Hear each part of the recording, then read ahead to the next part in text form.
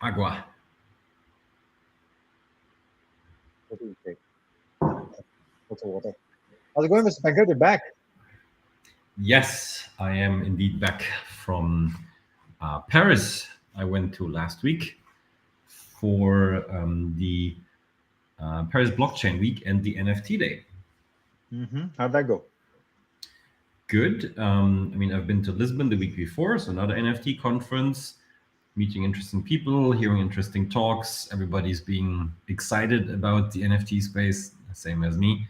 So I think that is how it is at the beginning of a certain mass trend, mass topic, and everybody is still in gold rush mood and all of this. So it's good to have that atmosphere. So did you go to the moon? What was the hottest one from last week? Moon risers, moon stars. What are they called? Moon shots, The moon birds. No, moon birds. Yeah, something. don't don't mention it. I'm coping hard. Right. Did you miss out on the lottery? Is that what happened? I applied for the lottery indeed, Yeah. but I didn't get one of the raffle spots. Yeah, and Yeah. I did not dare to pay 6.5 Ethereum right away on secondary. And look at them now. I think they're around 28 or whatever. So yeah, Yeah. They're flying. not They're flying. mentioned. All right. Instead, we have, as always, some interesting news to talk about. Before we get to that, I'm surprised it's taken us so long. You haven't mentioned it. Manchester United have a new manager. I did not see it yet. Is it Oh, the yeah. obvious It, one? yeah. It's official. They announced it a few hours ago today. Hmm. Eric Ten Hag is in the seat. Yeah. Good choice. Good Yeah. choice. I mean, I think it's an interesting choice. I don't know, good or not. I think it was the choice that was forced upon the board.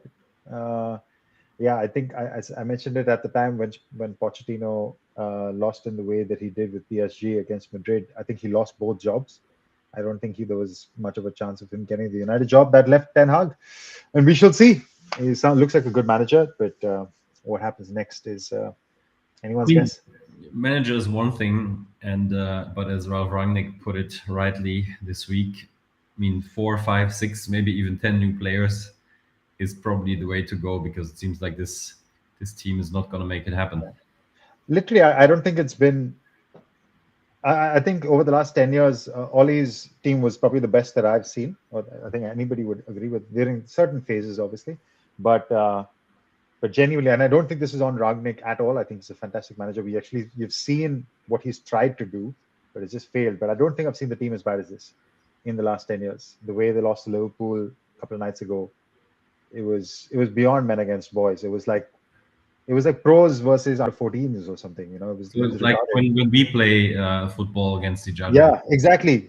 That's exactly what it's like. Yeah, you hit the nail on the head. or Yeah. chess, whatever sport, pick one. No, I think chess is more even. I mean, I lost only by one, but I think in the other ones, yeah, it tends to be not as close. Anyway, with that said, let's talk about our top five stories. Ben, you're taking us off this week. Absolutely. And that is not the one I wanted to show you. No, that Interesting. is mine. How did that add up? Yeah. Oh, you closed mine. That is interesting. Ah, No, that was mine. yeah, but I had mine on before, and maybe you turned it off. I just put it on you. Yeah, exactly. That's what he's trying to do. You know what happened? So it's best to have it. Here There we we go. go. There we go. That's an exciting one. And when I read this, I was like, way to go. Yeah, all right. It's a new venture studio, as you can see. And besides the fact that there are some interesting parties involved, the main fact to highlight is what is written here. It is the first venture studio focused on women and sports.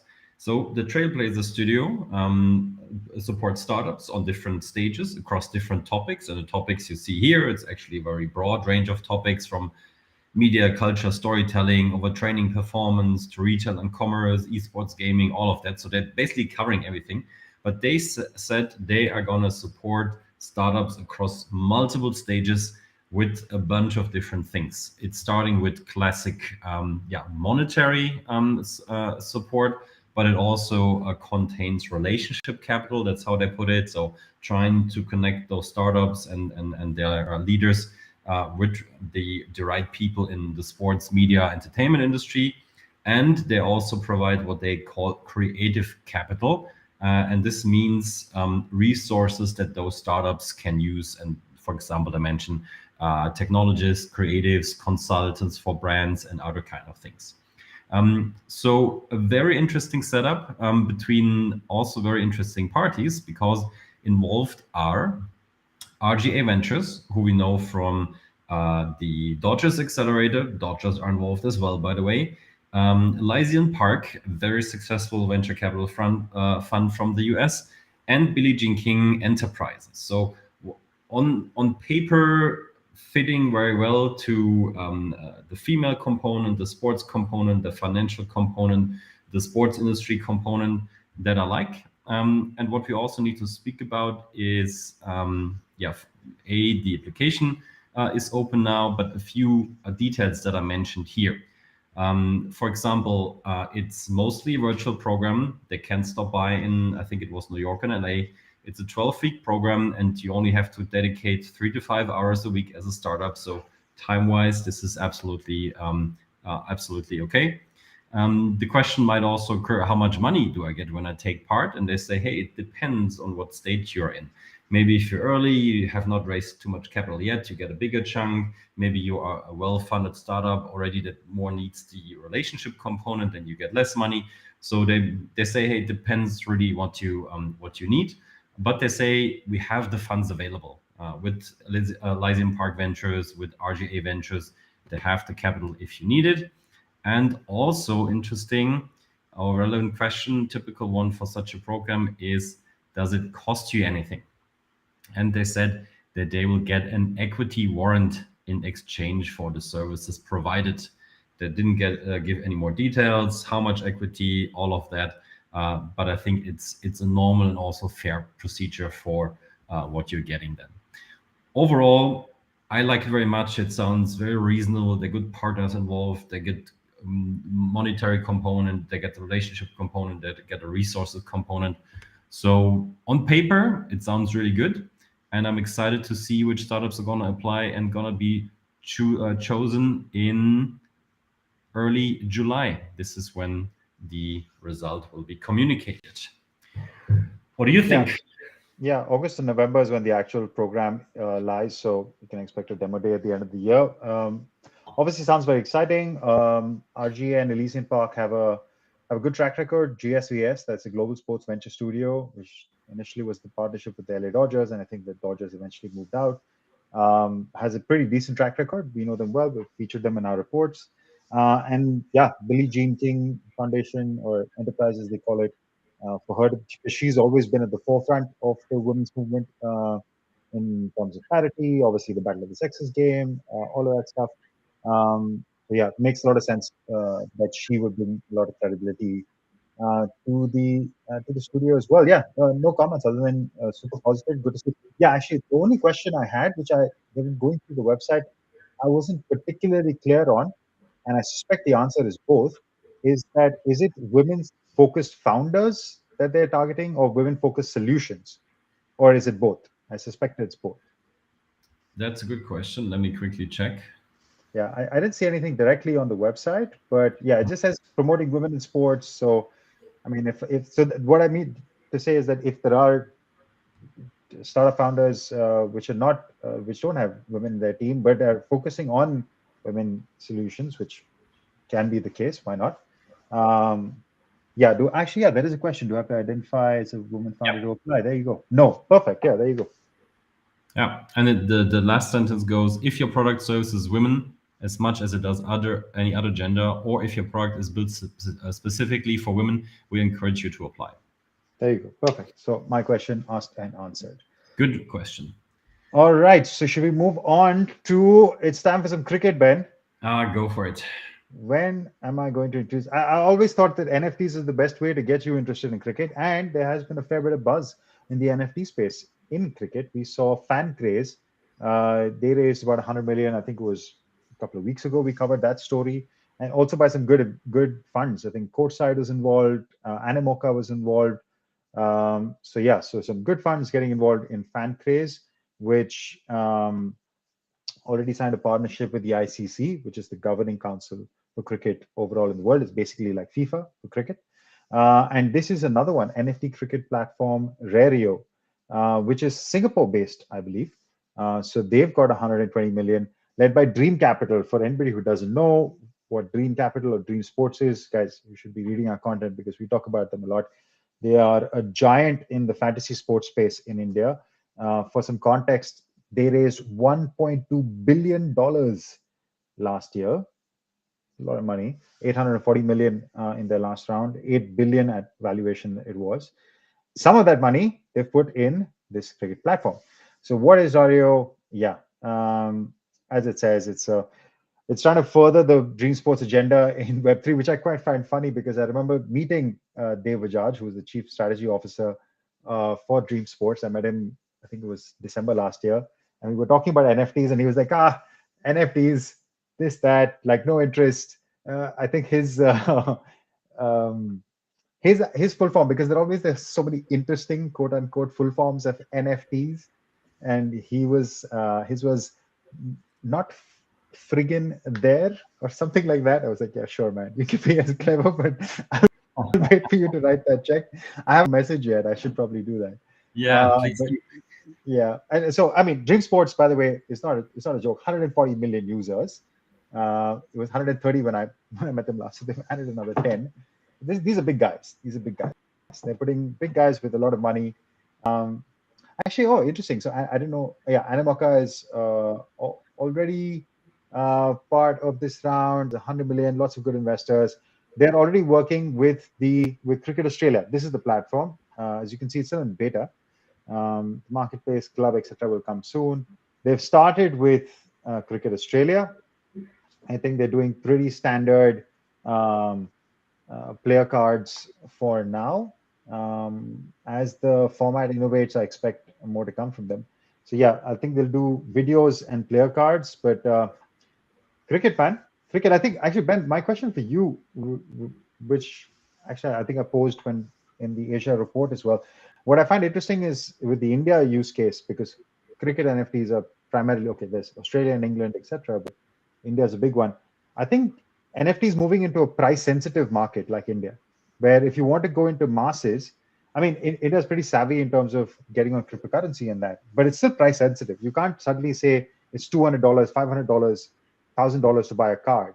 Do you think there is a use case to be like pocket-friendly NFTs? You mean from a monetary perspective? Yeah. Yeah, I mean, what we see with the NBA Top Shot is already pocket friendly, I'd say. Maybe they adjust the price point for cricket according to that. But I think in the article it said something about fiat only, right? Yeah. So it seems like there is no cryptocurrency needed, which I think makes a lot of sense. So the price is very controllable. That is good. And if I remember correctly, I think operating on flow. So also no annoying gas fees or anything. So I think it, in the best case, is already pocket friendly, I'd say. And yes, I would expect that. So you don't think that there need to be any other adjustments made to make it to generate a wider mass appeal? I mean, you probably or you definitely know that market more than I do. Lots of people in India and other cricket fanatic countries, and if the price point is similar to what the average NBA Top Shot moment costs, I think that is already a good price point. Maybe a bit cheaper still. No, that's it. Yeah, I figured as much because I don't think they've changed too much. I think the speculative layer of NFTs will be interesting. But yeah, it'll be interesting to see how. And just one last comment. I think what has become clear, and it wasn't so much that at the beginning, that all the player cards and highlight clips, there are indeed more proper collectibles than there are speculative assets. Yeah. Because the big increases you see in other items in the NFT market, but not in trading cards and highlight clips. I think that has become clear, with some exceptions, obviously, and people still hope to make some money. But I think the expectations have been lowered over the last couple of months, definitely. Yeah, and I think the adjustment to India, yeah, there'll be a couple of super premium cards, in the same as it has been in the traditional collectibles, physical collectibles market. There are some cards which are premium for some reasons, but the 95, 99% of them are not, right? Exactly. It's as simple as that. So the logic applies. I've never felt it other ways. But yeah, there will be some cards which will make a bit of money. So best of luck to the guys who unpack or whatever, unbox those cards. Indeed, indeed. Yeah. I was thinking about a segue to the next topic, but I just don't see any. So Good. as always. So We can talk about the playoffs. Actually, that's a segue. Who have you been following? Are you watching? Who you favorite? of course, and I'm happy that the Bulls are doing good. They won game 2 against the Bucks. I'm happy Yeah, that the big win yesterday. Yeah. Warriors won both. So yeah. And if you are still bored in the halftime, which we don't expect during the playoffs, there is something for you from the NBA and Google Pixel Arena. And of course, it's a thing these days. They have a virtual experience to take the game you love to the next level. So there is a virtual game that, as they say, where you can create, play, share, and celebrate your playoff skills. And let's jump right into what this is. So you see this, whatever virtual world they call it, and you can create an avatar. Surprise, surprise. You can dress them with your favorite team's jersey. You can give them different hairstyles, glasses, whatever. No NFTs yet. I think that's going to happen at some point. And then you can play different kind of games. For example, the ones that you can see here, where you can, I don't know, try to shoot the basket in one of the available ones, which is already, let's say, interesting. But the key point is that all of this is connected to the game that you just have watched. So they take data from the first half and turn it into a game. And for example, to take the screen on the right, you see those 3 baskets, and there's a question on top. I think it says how many free throws were made by the Raptors in the first half, and you get 3 options: 27, 22, and 21. And then you can decide which basket you're gonna shoot the basketball. And if you're right, you probably get some points. They didn't say what you can do with the points. But long story short, the NBA tries to make another step into virtual worlds. We have seen that in past episodes already, but also they try to gamify them with something that has a connection to the actual game, which I guess in the best case means that you pay attention to the game a bit more, you're entertained during the halftime, and so on and so on. So that's basically the idea. And before I come to the second topic from the NBA, I quickly wanted to get your opinion on this as well. I mean, it's a game. It's pushing fan engagement. I don't find anything particularly innovative or, let's say, surprising. I would expect, especially with the partnership that Google has with the NBA, and the NBA is also brought to you, I think the playoffs are brought to you by YouTube TV. So this is just pushing more into the Google ecosystem. And connected to that, also for the playoffs, an interesting other launch from the NBA. Yes, NFTs, there we go. And they presented us with so-called dynamic NFTs. So they are going to distribute, and they're almost done with this, 18,000 NFTs for the playoff participants, which means 75 NFTs for all the 240 players who are listed for the playoffs.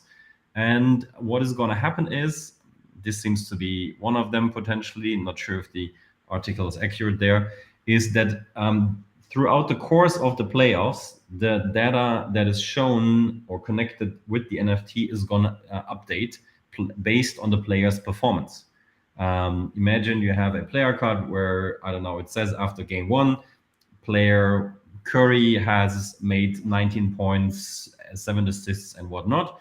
And after 2 games, the data gets updated again, and so on and so on.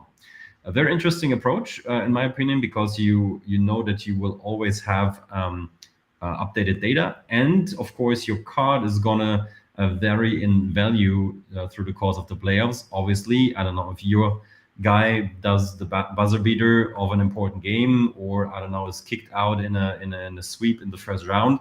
That of course has an effect on the value of the card, and that being represented as accurate data, I think is very cool and interesting, and takes a bit away the how can you say that staticness of the card. So it's not a static one anymore. I kind of like it, and I'm sure there are other things that you can do with these so-called dynamic NFTs. Curious to see what certain rights holders are going to do with it, but this is, I think, is an obvious one, right? I really like this one. I think it brings so much more engagement into, as you said, that static player card that everyone from Sorare to, I mean, not Top Shot because they videos, but all of these player cards that are doing, because suddenly I get excited about that card. Actually, rather than just have it, because I see change Amazon in it, and I think that's actual good update to the traditional format of physical collectibles, because essentially what we have for the most part now is just a digital version of it. You're not leveraging anything of what the digital economy brings, that where I can add stats and update that real time, because you've got the card, so you get some specific data to the guy. I really like this use case. I think maybe we get you as a fantasy sports aficionado with this approach finally.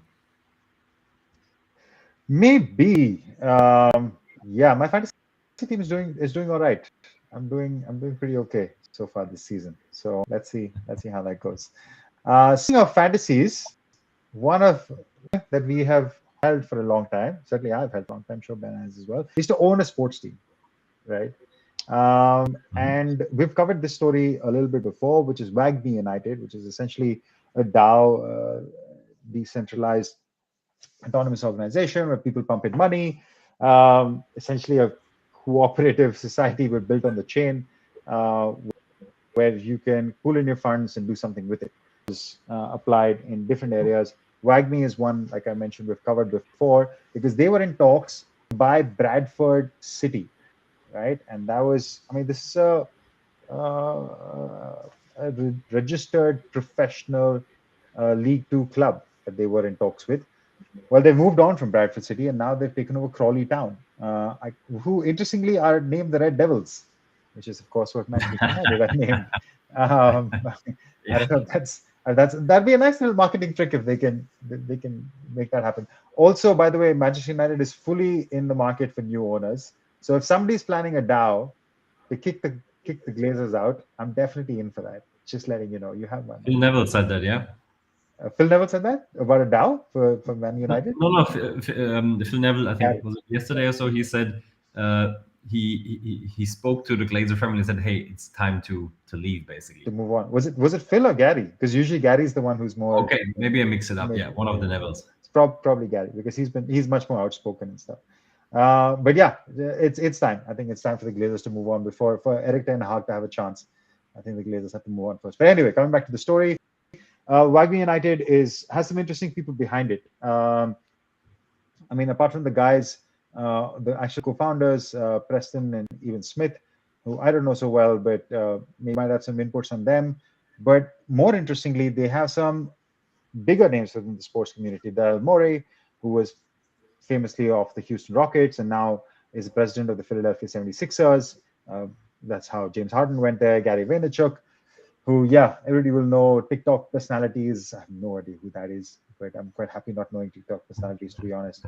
But yeah, so they have some pretty serious guys from the sports world, and they're going to come in with some money and bring it into this club. What will be interesting to see is how a club which has 125 years of rich history, how suddenly becomes digital or becomes on chain. That's what I want to see. But I think it's an interesting story, and I expect a few more of these to come, to be honest. Yeah, I wouldn't say that. Yeah, maybe they even have the potential to, for some time, turn into some sort of love brand where everybody's like, "Oh, this is just crazy. This is so cool," and it's a small club, and they're taking on the big guns there. which at some point might also then turn into, oh, it's those rich crypto dudes and this is how they win everything. I mean, depending on how it goes, right? But for me, as an observer of this, I find it absolutely fascinating. I'm just curious to see how this is going to work out. And what I always like is when somebody comes into the sports industry with a completely different mindset and different approach and doesn't do the things as usual, and only for this reason alone, my fingers are crossed that they're going to make it, literally. And those two guys are interesting personalities and have interesting ideas also about the jersey sponsor. So let's see what's going to happen there next season. Nice. Sounds good. I mean, I think what the point that you made is a really interesting one. When somebody comes from purely externally from the sports, like we've seen what happened with Brentford, for example, where gambling guys essentially came and took over a Premier League club and took them to the Premier League, took over a Championship club, took them to the Premier League. Like you see so many interesting perspectives. But yeah, curious to see what happens. Right. Random observation. Did you see the WAGMI United logo? I think it looks like the one suitcase brand. I forgot which one. Wait a minute. I haven't seen. Is this the there? Yeah. A sec. Suitcase. Yeah, look for. Oh, that's not luggage backpacks. Look for Tumi, Tumi, and compare them with each other. It completely reminds. Yes, logo. Or Remova as well. Remove backpack and then you'll see the logo in your search. I mean, it's red and white-ish. I don't know. I'm not so convinced. What was the other one? Remova, the old logo. Imova. How do you say that? How do you spell that? R-I-M-O. Yeah. With W. Nah, come on. For me, so I have somehow I connected with those two. This one maybe a little bit, not the other one.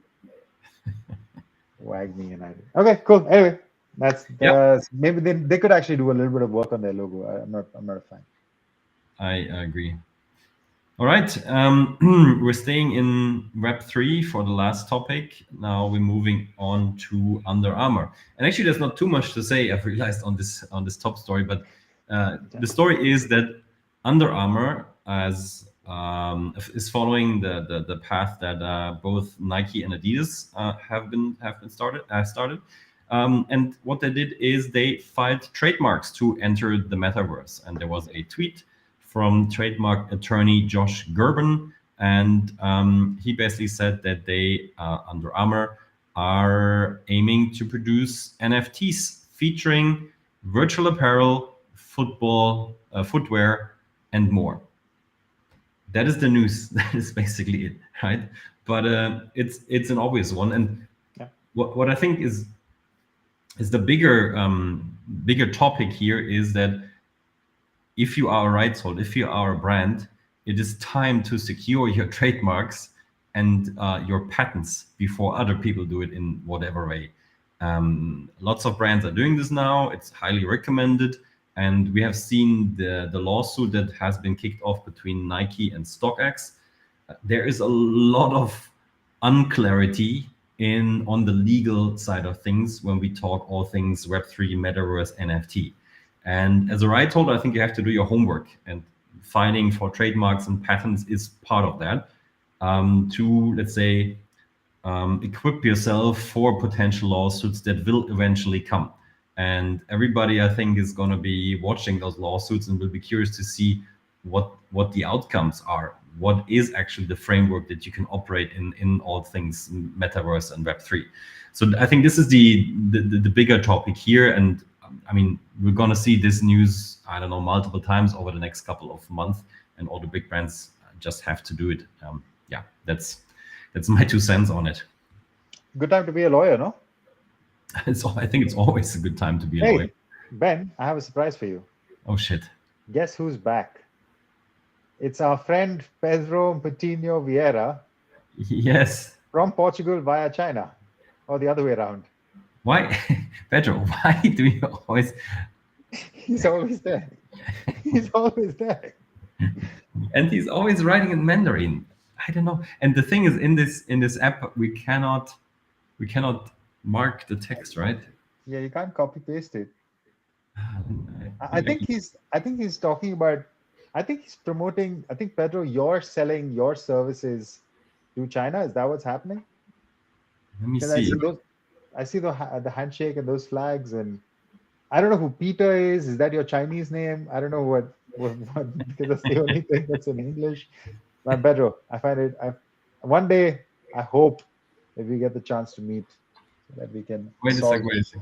Let me quickly try to find his text on LinkedIn and do a quick Google Translate. Yeah, I mean, we can also copy the image and. Right, I have the text copied. Oh, yeah, you have it. Perfect. Yeah, Let's go. I go to Google Translate. We almost got you. We almost got you. All right.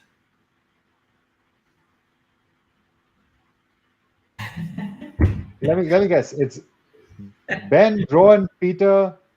Let's all go to China. Pedro, why would you write, "Hello, my name is Peter. I am from Portugal. I'd like to learn Chinese. Thank you."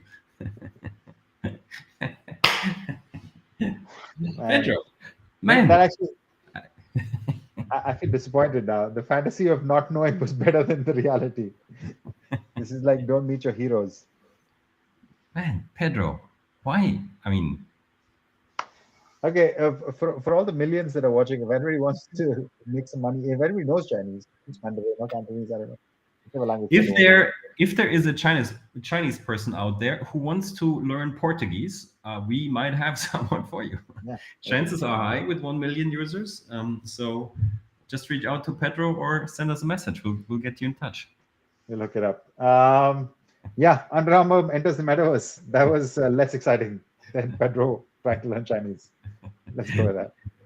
You know that in previous versions you always had the +1 funny story at the end, and I think maybe Pedro is a long time viewer, and he was like, "Man, I need to bring this back." Pedro, next week, more Mandarin, please. I think we should turn this into a thing. Let's make it happen. Cool. All right, guys. Have a good one. Cheers.